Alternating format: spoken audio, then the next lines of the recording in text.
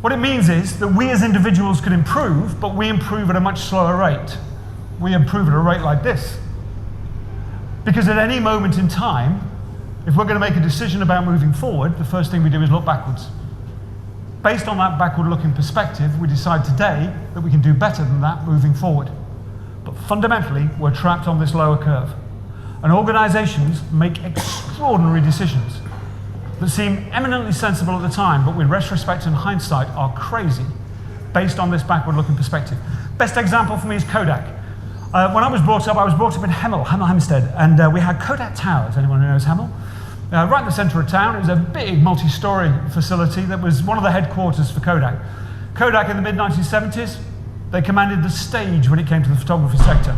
On a global basis, Kodak were the player. Everyone else was a minor competitor. They had stolen the market in film-based technology. They were marvelous. You go to buy a film, you buy Kodak film. It was just a no-brainer. Getting your film developed, you go to a Kodak store. It's just the way it happened. They were also the first organization ever to develop a digital camera. You could buy a digital camera from Kodak.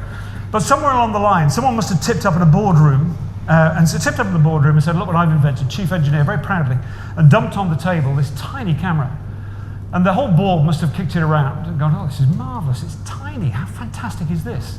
And someone must have asked the killer question, where's the film? This is a film-based company. And once they picked themselves up off the floor through laughter, they must have decided that made no sense whatsoever. Why would Kodak, a film-based organization, introduce a camera that had no film? And on the basis of that, they absolutely disinvested all marketing spend in that digital camera.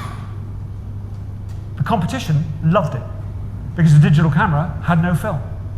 So the marketplace picked up on it, all the competitors shot off on a curve up here. Kodak stayed down here and gently bled to death. And that's the demise of Kodak. You go to Hemel Hempstead now, there is no Kodak Towers, it's a car park. It's been flattened completely. There it tells everything. The same month that Kodak filed for Chapter 11 in the States, bankruptcy, was exactly the same month that Instagram sold to Facebook for over $1 billion. That's what Kodak missed by making that decision. And the reason they made that decision was they were trapped in a world of what is. And this world is a beautifully behaved world because it's broadly consistent on whatever's gone before. And we get trapped in this world by an atmosphere of conventional and traditional thinking. It's worked in the past, bound to work in the future.